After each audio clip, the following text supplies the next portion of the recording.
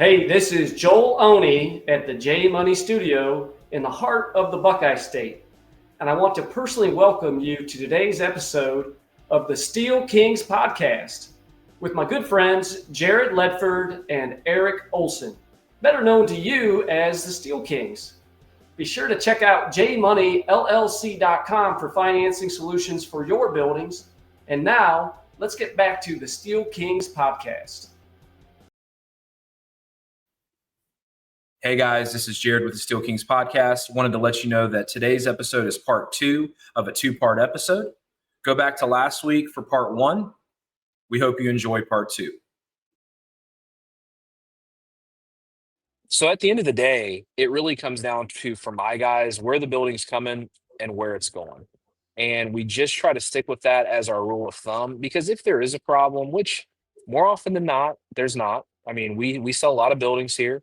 We do not run into a lot of issues anymore, but when we do, it is so much easier to have that customer get service from a manufacturer that's in their backyard. You know, if we know that that customer is going to get a return trip within 3 hours or less, we're that much more confident that that return trip will happen in a really speedy process. And really, that's all you can ask for.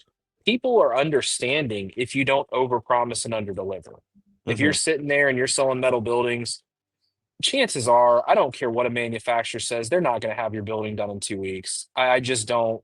I don't buy that. I don't believe it for a second.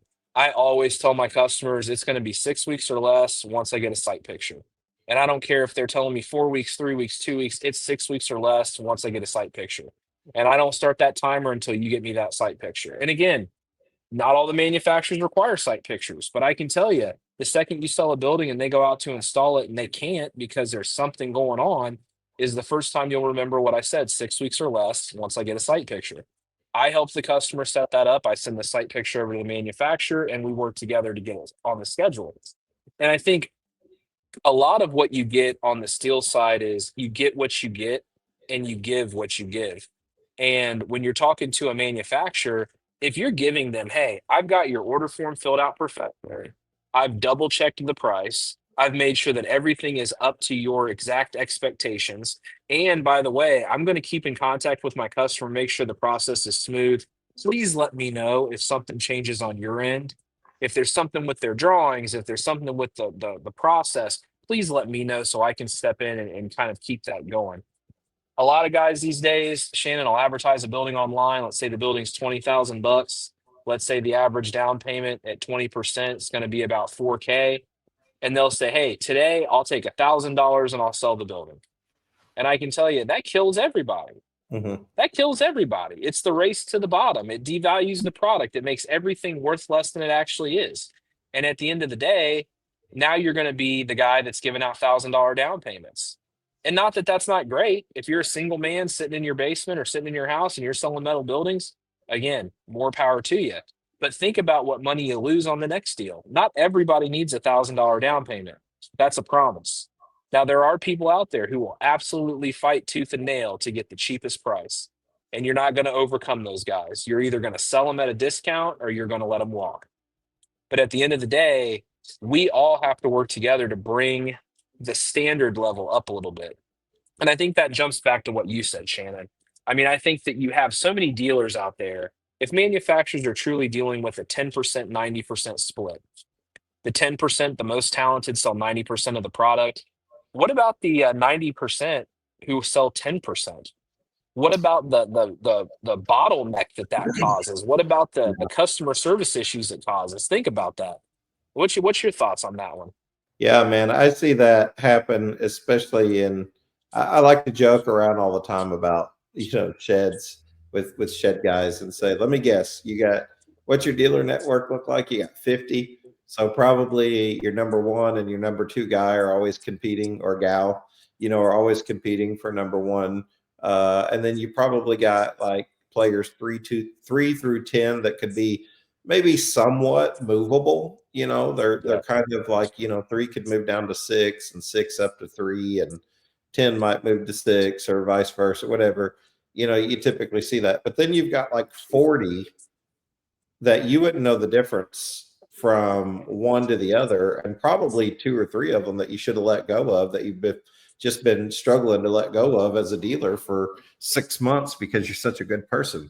And so like, and everyone laughs and they say, wow, you nailed it. And I'm like, yeah, you take that formula times 300 lots, 900 lots, 3 lots, whatever it is, like, and it kind of holds true. And maybe that's because there's not effective training. Maybe that's because there's not good expectations. Maybe that's because people don't see the buy-in whenever they get these things for free. Maybe there's just not an excitement around it. And the question is, where's the cream rising to the top?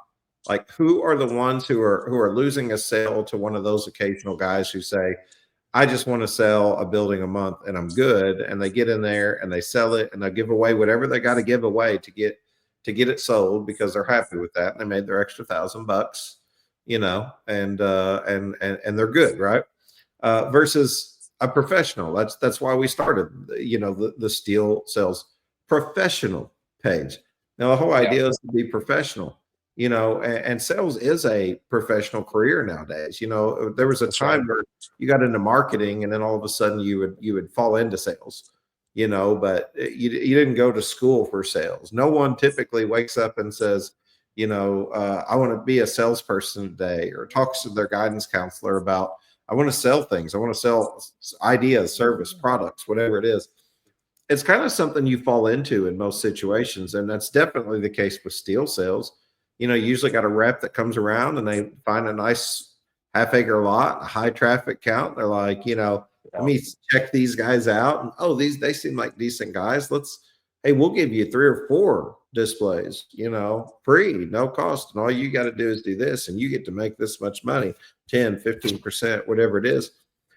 And there's either marginal excitement and it never really takes root, or there's massive excitement and they become those number one dealers.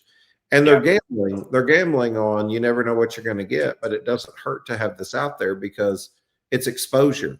Either way, it's a billboard. Throw some structures out there, throw a sign out there, and it's good advertising nonetheless. Even if the dealer doesn't take care of them and there's a number on there, they call corporate office and corporate gets them sold on something, but for the professionals out there who are saying, this is my livelihood, this is my living, this is what I do. It burns to see the industry, you're as strong as your weakest link. So it burns to see the industry take a hit, and that's why, like, why do you do these podcasts? Why do you do these? Hey, this is free, this is free. Like our time is valuable like everyone else's. We believe in getting on here to talk about these things and create content, to create conversation, to create thought, to challenge thought, to all of these different things, so that it keeps a conversation going, and ultimately it betters an industry because there's more cohesion whenever people are talking. So it's not like just sit back and maintain my competitive advantage and take the things I know. I think there's a true intent here to want to see the industry improved through competition, conversations with competition.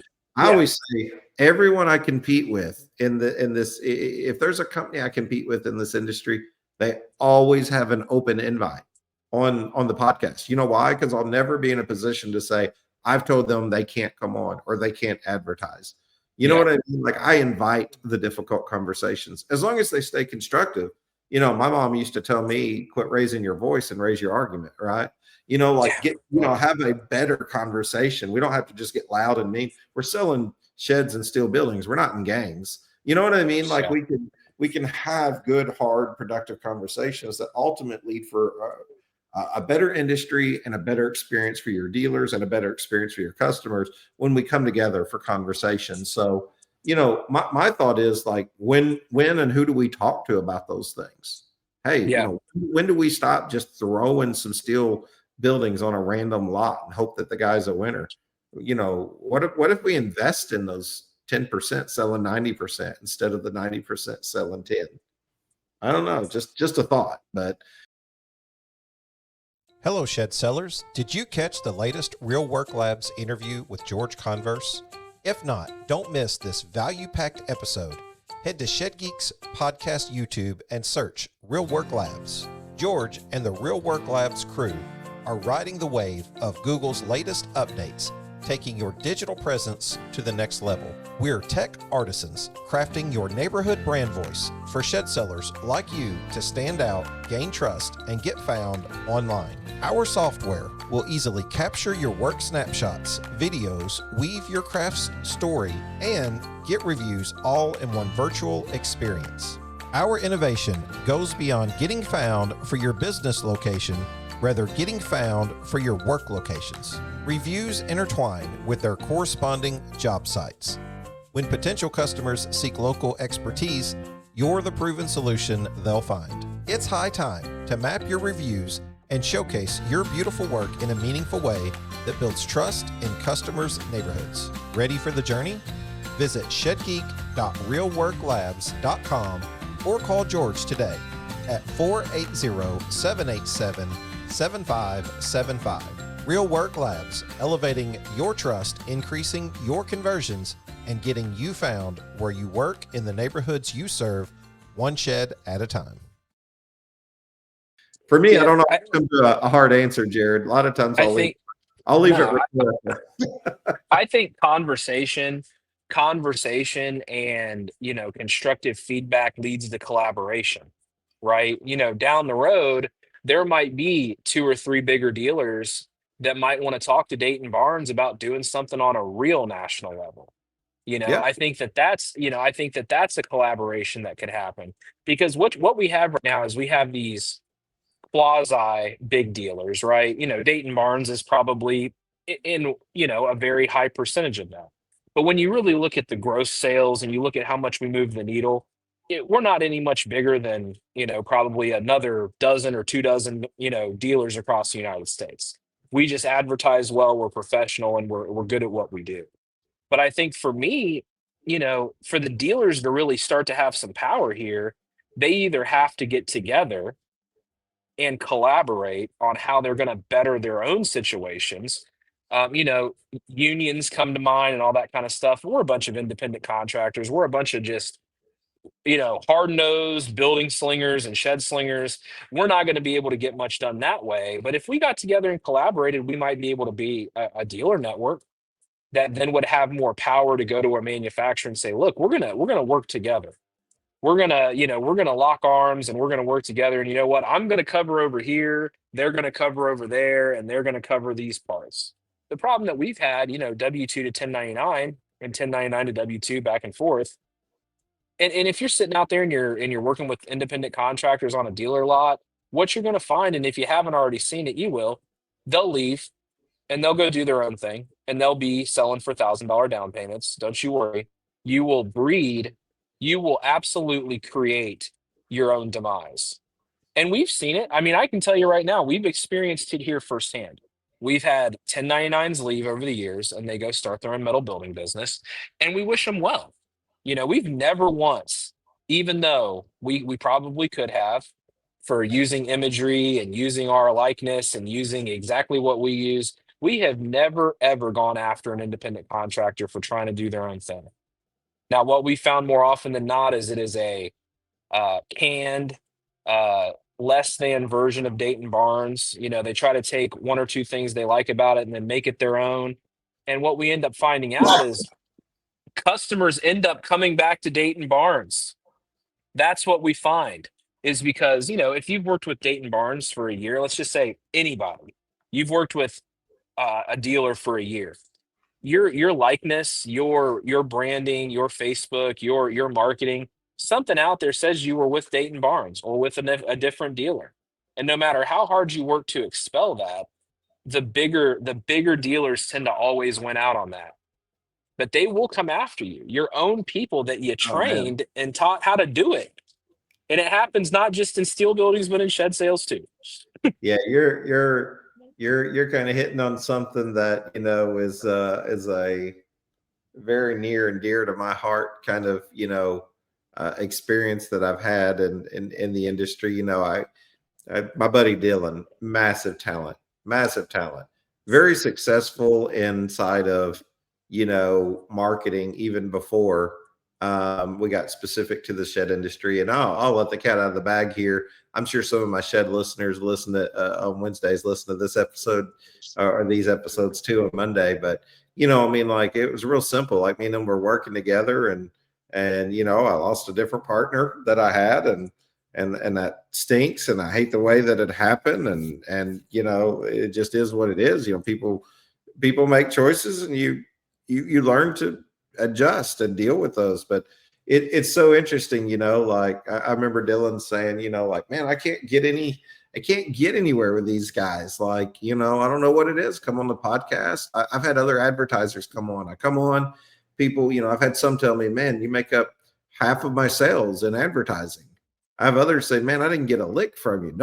Nobody's coming to the table. And it's like, well, you got to start measuring, thinking about measuring those ROIs. I'm getting into weeds here, but I got a clickable link. That clickable link has so many clicks on it. Yeah, I can see those links, but then I go to your website and see you got no GA4 tag, no GTM. You got nothing set up to be able to track not only what I'm bringing you in terms of, like leads, but you don't even know who's coming to your website in general anyway. So I'm reaching the same people. We're encouraging the same people to always buy from our advertisers. That what lets us put out free advertising out there. So whether it's services or products, of course we're trying to sell something. We're going to try to sell something because those people pay to get in front of the audience, and being able to maintain that audience, you've got to respect that. So like, I'm in year 5 now. In year 1, your comment earlier about unions, I've had people tell me before, oh, this guy's trying to unionize this guy. I would delete those and edit those out of the episodes altogether, because I was like, I didn't want the smoke from it. What I mean? Like, I didn't want the smoke of somebody being like, he's trying to do this. Trust me, I've been accused of trying to do a lot of things that I'm not capable of doing. And it's one of those things where I'm like, well, I don't know. It's the FOMO, it's the paranoia, it's the protection mindset. I started this rant with talking about Dylan. The dude's so talented, he started getting job offers right off the bat. I had one guy tell me, just tell me what you pay him. I'll pay him 10 grand more. And it's wild for me to think, but that's kind of sometimes the mentality of the shed and steel space is like, you got something, I want it. And if I got more money, I'm going to get my way. Right. Yeah. So I've seen those situations happen. Don't get me wrong, but there's just a place for conversation of loyalty. Like, I remember training a guy who was a good friend of mine on how to sell buildings. And you see these conversations all the time. Jared, what was the conversation like? What should I pay people who sell for me? And it's like, oh, you should pay them a mix of, this fits in perfectly to the W-2 1099 conversation. Like, we gave the guy 1099. He was there for 3 weeks. He didn't sell a building. He's like, I can't keep doing this. I got a family I got to feed. Like, okay, I'm going to start paying you a certain amount of money and so I'm going to do a split. You get a certain guarantee, but enough to only keep you hungry to sell. But I can't pay you as much in commission now because I'm giving you this guarantee. Worked perfect. He learned how to sell. He sold for a year. Somebody come along and said, hey, I'll pay you X amount of dollars per year. Boom, gone. I'm upset, but I'm not upset because I'm happy for my friend. He got a good offer. But that's typically just the way a lot of business works. But in terms of like loyalty, it's like, oh man, you just got to kind of deal with it. You do deal with it, and like, you got to offer enough value that like we couldn't afford to pay him to keep him. We did all this, we taught him all of this.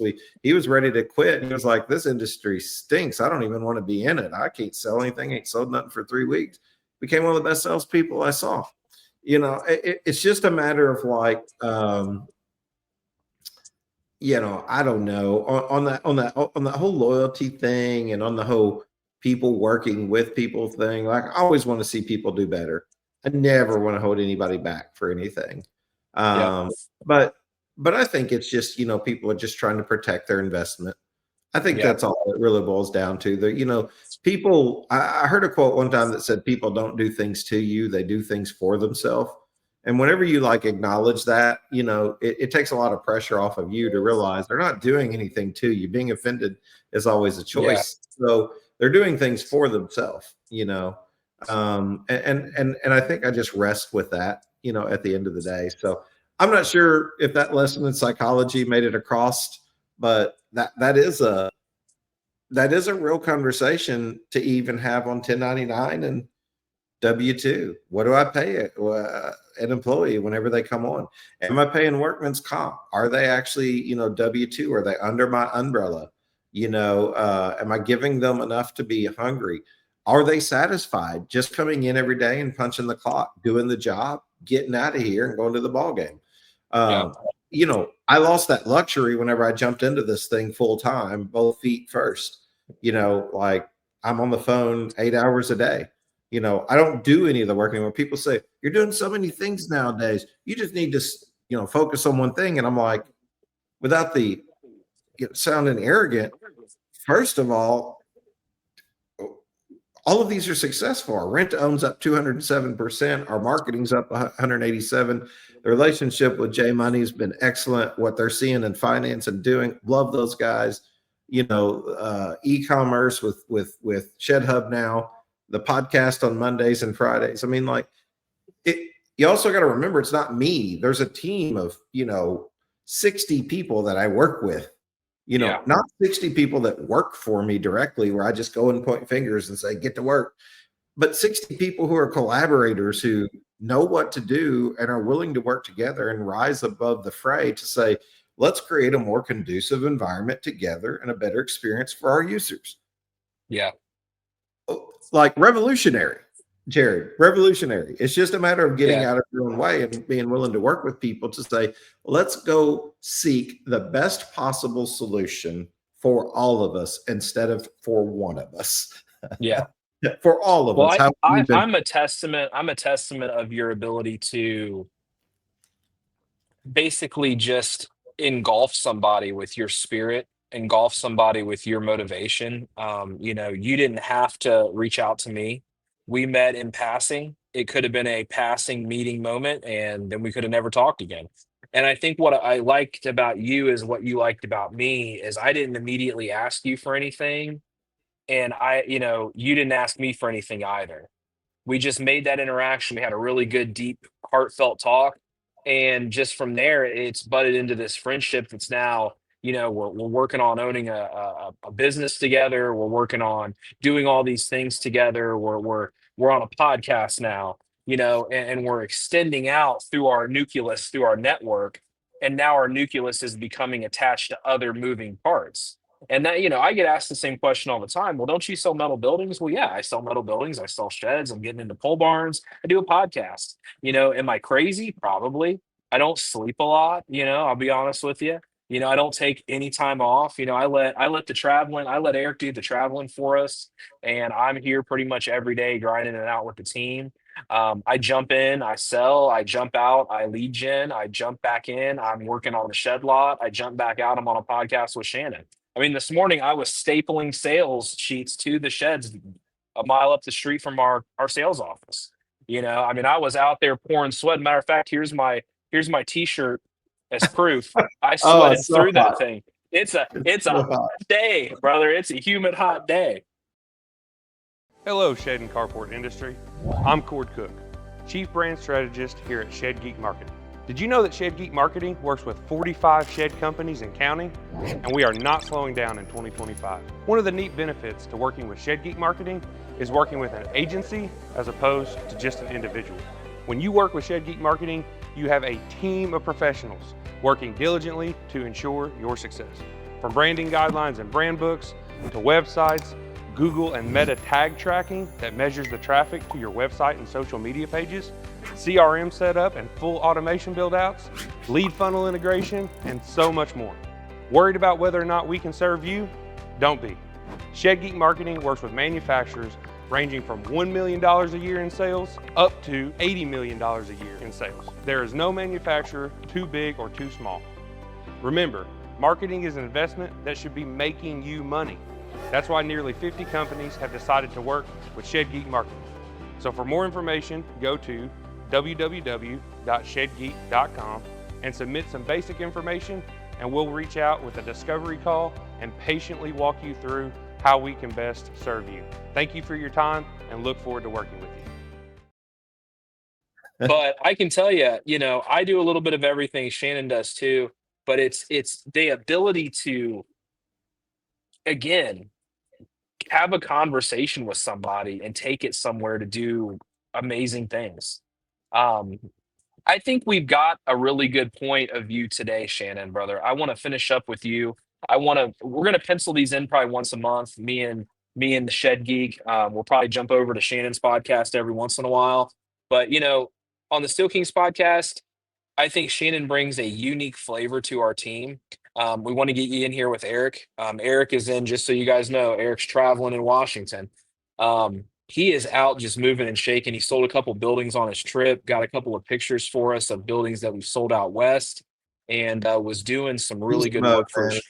yeah, doing Absolute some beast mode. I'm telling you, doing you guys are two of the best that I've seen do it, and it's all the accolades that you say, they don't go unnoticed. But I'll tell you, man, my favorite thing is celebrating the wins of other people. yeah, yeah, So I love to see you guys winning. I love to see other people winning. Um, Zig Ziglar, that mentality, help others get what they want so you can get what you want.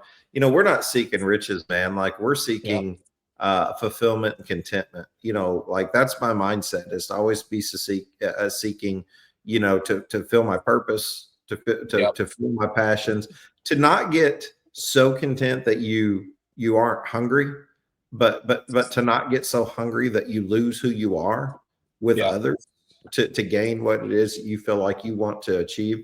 So, like, it's a balancing act, and sometimes you get it wrong, and I'll be the first to tell you, I'll go apologize to someone if I agree that I got it wrong. I'll go, I'll eat my hat, and I'll just tell people, hey, I'm sorry, I messed that one up. But man, it's hard to do anything, Jared. It's hard to commit to any level of anything. Doing a podcast, starting a blog, writing an article, yeah, becoming a salesperson, owning a lot, becoming that manager, taking that VP job, whatever it is that you're doing, you can't do anything without resistance. yeah, And no and doubt. honestly, man, like, you're just going to get the haters that come along with it and everything else. You know what I have found? No one hates. No one hates it when you help them. Yep, Just keep yep, that in mind. No one hates it when you help them. So yep, give them the data, give them the proof, show them that you can make a difference, and people can start to warm up to even the personalities that they're not necessarily in love with. yeah, Show yep, people value. Show people value, and show them that you're willing to give them value first and collect on yeah, that value later. And that right there opens up the door to a lot of possibilities. yeah. Brother, I'm going to end it there. I think you couldn't have said it better. I'm going to give you guys the motivator for the week. I say this a lot. Get out in your community, be a good friend to somebody, do something for somebody else. Like Shannon said, I really want to live by that creed in my own life. I love to help out in my community. I'm involved in my local municipality's park board. I might even run for city council. Who knows? If you're really sitting back and thinking, man, you know what? I want to do something. Get out there and do it. Stop thinking about it. Shannon wanted to start a podcast. He started a podcast. Now he's on one with me. Here we are. He just wanted to do it, so he did it. If you're Shane, sitting back, yeah, man, you can change the world for somebody tomorrow. You can change changed my somebody's life. Yeah. changed my family's direction. Changed, my son works with me now. My wife works with me. My daughter works with me. Like, who would have thought an idea would turn into something, just by being vulnerable enough to go out there and say, dude, I don't really know it all. I want to interview the people who do. Like, That's the right. podcast is the perfect example of the quote you saw where it says, if you're the janitor, don't insult the CEO, take the CEO to lunch and Yep. find out what they know. Because Yep. that's what I did, was I took all the CEOs to lunch by going out and interviewing them. And dude, it opened up such a world of opportunity for me that I don't even know how to pay it back. I don't know who to thank. God, of Yeah. course, but Yep. I'm just saying, I can't say thank you enough, because it's just opened up so much for me and my family. Yeah. I have to be thankful. So, like, yeah, I'm sorry, I didn't mean to cut your motivating. No, no. Off. I think, we can talk for hours and we will talk for hours on this podcast. We will absolutely be back with more useful content. I want to give a quick shout out at the end, like I always do, to the team over at J Money. They are our title sponsor for the Steel Kings podcast. They are going to help you out with your financing needs if you're an independent contractor working on home improvement projects, dealers, manufacturers of steel and shed options, pole barns, you name it, they'll help you out. The team over at J Money, contact Joel or Katie. They'll help you out with what you need. Shannon, brother, we are going to wrap it up for today on the Steel Kings podcast. Check out Shannon's show every Monday on your preferred podcasting listening device or YouTube, and hit us up if you need us. I'm Jared. That's Shannon. I am part of the Steel Kings podcast. He is the Shed Geek and the podfather of our network. We appreciate you guys, and we will talk to you all soon. Have a blessed day, guys.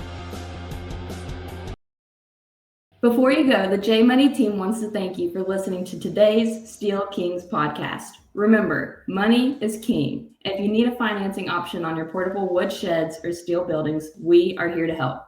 Just check out jmoneyllc.com for more information.